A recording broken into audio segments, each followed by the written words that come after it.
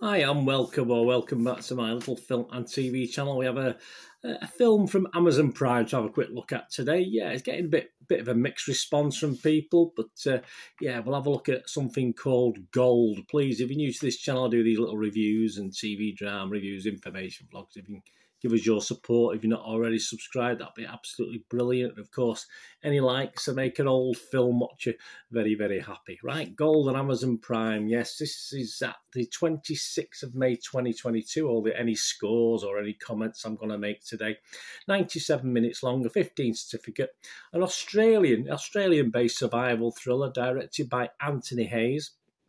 Stars Zac Efron, Susie Porter and Anthony Hayes himself. Yeah, Internet Movie Database, not the greatest score from Joe Public, people like you and me, just averaging 5.4 out of 10. So a bit disappointing of that if you break it down. There's 2,914 people scored it between 6 and 9, which is fine, and 2,486, so not much less, scored it between 2 and 5. I've ignored the 10 out of 10s and 1 out of 10s, and that's a 54% positivity rating. It's very, very unusual. We get 5.4 and 54%. That doesn't normally happen, but so it's pretty much on the button, really, or on point, isn't it, as far as scores concerned?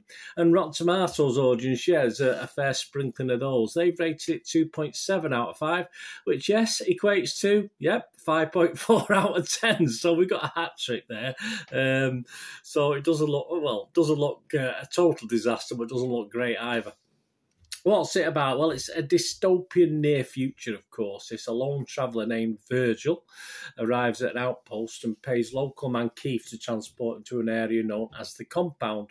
Travelling through an inhospitable desert, there's a bit sort of Mad Max here, but no... Odd lunatics, but not as many as in Mad Max, of course. The two eventually discover an enormous gold nugget in a remote area. After failing to extract it with their basic tools and truck, Virgil agrees to stay with the gold whilst Keith leaves to try and find an excavator.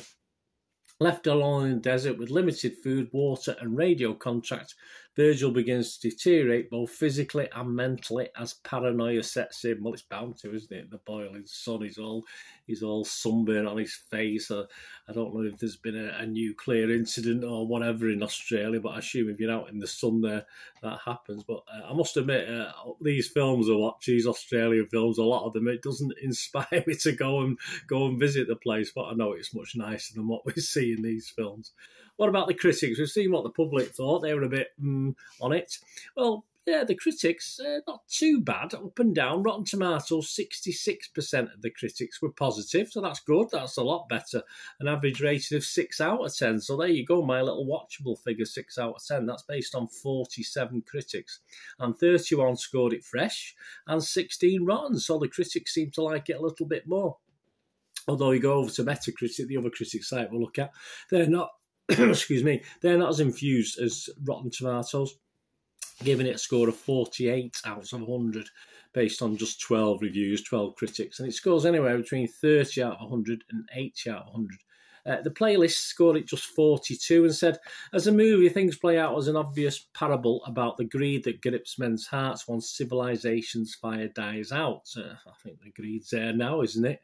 In terms of a one-man show for Efron, however, it provides too little dramatic flair to show there's a range beyond his pretty boy charms.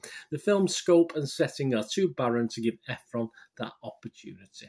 AV Club, a little bit more positive. They scored it 67 out of 100 and said, tension does build, and there is satisfying conclusion, but there is a significant stretch where undeniably a sizable amount of air comes out of the balloon. Well put. My thoughts before we finish on this one. A dystopian future in Oz. As I said, no Mad Max knocking about in this one, which might have helped. Possibly couldn't get further away from the action of that Mad Max film with this one, because there's not a lot of action in it, a bit of jeopardy. But obviously it's basically a survival feature. You can just imagine the guy being in a plane crash or one of these things we've seen over the years in a desert trying to survive. Efron is okay, yeah, he's all right. He's a likeable guy anyway. I like him as a person, and it would be hard to see as his character actually how he would have survived in such a harsh world, because he seems a decent guy, which doesn't seem to be par for the course in the Australia of this dystopian future. I say, as a survival film, it's okay. We seem to struggle to get through the days, and the story, it's fairly simple.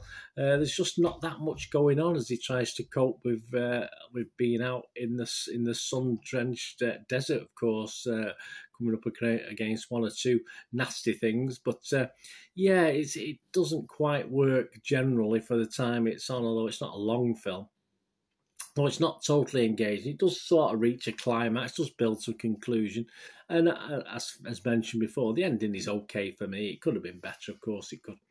Sadly for me, many probably would have turned off well before the end. It's just one of those films that if you stick with it, I personally was doing other things while I was watching it, so it made it a little bit easier. I think if I had to sit there and concentrate fully on it, I would have got a little bit more bored than I did, because I was checking my phone and doing a little bits and pieces while it was on in the background. So, for me, for that sort of, for a film that's not too complicated, nice, easy watch, it was okay. So I'm going to give it my okay score of 6 out of 10.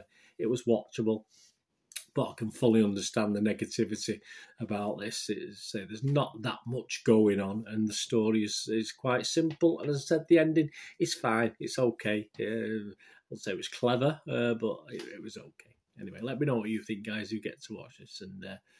And yeah, 6 out of 10. Let me know what you think. Let me know your score as well. If you give it a score, that'd be great. So, anyway, thanks for watching.